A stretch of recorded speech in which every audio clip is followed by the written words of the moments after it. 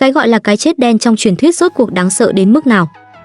Vào giữa thế kỷ 14, châu Âu rơi vào một thảm họa y như lưỡi hái của tử thần, khi chỉ trong vòng 6 năm ngắn ngủi, đã có đến 25 triệu người thiệt mạng vì dịch bệnh. Người bị nhiễm có làn da chuyển sang màu tím xanh kỳ dị, xuất hiện các khối u to bằng quả trứng ở vùng nách và bẹn. Khắp cơ thể là những đốm đen đáng sợ, tạo thành hình ảnh kinh hoàng đặc trưng của trận đại dịch này. Thảm họa này bắt nguồn từ một cuộc chiến tranh vào năm 1346, khi quân Mông Cổ thuộc Hãn Quốc Kim Chướng đang bao vây thành phố cảng Cáp Pha bên bờ Biển Đen. Đúng lúc ấy, trong quân doanh bùng phát dịch hạch. Trước tình hình không thể phá được thành, chỉ huy Mông Cổ Janibet đã đưa ra một quyết định rùng rợn, dùng máy bắn đá ném xác binh sĩ chết vì dịch hạch vào bên trong thành phố. Những thi thể hôi thối này trở thành vũ khí sinh học đầu tiên trong lịch sử, nhanh chóng khiến dịch bệnh lan rộng trong thành phố. Những thương nhân Ý còn sống sót đã lên thuyền chạy trốn, mang theo vi khuẩn dịch hạch đến khắp vùng ven Địa Trung Hải, mở màn cho đại dịch lan khắp châu Âu.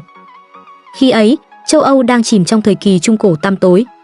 Thành phố xây dựng hỗn loạn, đường phố đầy nước thải và rác rưởi. Người dân hầu như không bao giờ tắm, vì tin rằng tắm mở lỗ chân lông, dễ mắc bệnh.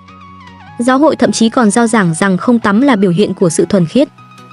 Chính điều đó đã khiến chuột và bọ chét, vật chủ mang vi khuẩn dịch hạch, sinh sôi mạnh mẽ. Khi thuyền chở bệnh cập bến Constantinople, dịch bệnh lập tức bùng phát với tốc độ chóng mặt trên toàn châu Âu. Tháng 10 năm 1347, dịch nổ ra tại đảo Sicily. Sau 4 năm lan tới Pháp, Tây Ban Nha. Năm 1349, dịch vào nước Anh. Năm 1350 lan tới Bắc Âu. Thành phố Florence sầm uất mất tới 81% dân số. London mỗi ngày có hàng ngàn thi thể phải đưa ra khỏi thành phố. Toàn châu Âu rơi vào cảnh địa ngục trần gian. Trước thảm họa chưa từng có, hệ thống y tế hoàn toàn sụp đổ. Các bác sĩ vẫn dựa theo lý thuyết dịch thể cổ xưa từ Hy Lạp, cho rằng bệnh do mất cân bằng dịch trong cơ thể, từ đó áp dụng những phương pháp điều trị phi lý và nguy hiểm như rút máu, gây nôn, thậm chí cho uống nước tiểu. Tất cả chỉ khiến bệnh nhân chết nhanh hơn. Lời cầu nguyện của giáo hội cũng vô dụng, dân chúng bắt đầu nghi ngờ sự toàn năng của Chúa. Trong tuyệt vọng, người ta bắt đầu tìm kiếm vật tế thần. Người Do Thái, do giữ vệ sinh sạch sẽ và có tỷ lệ tử vong thấp, bị vu cáo là đầu độc nguồn nước, dẫn đến hàng loạt vụ thảm sát khủng khiếp.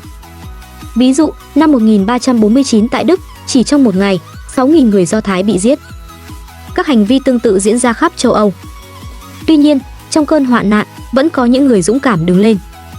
Bác sĩ người Pháp Charles Delorme đã phát minh ra bộ đồ phòng dịch hình chim mỏ dài.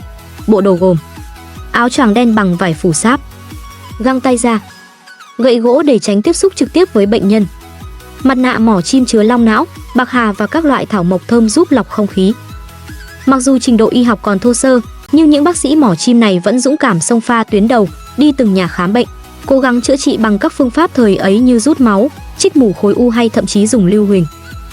Dù những phương pháp ấy giờ đây bị coi là man dợ, thì lúc bấy giờ, đó là hy vọng cuối cùng.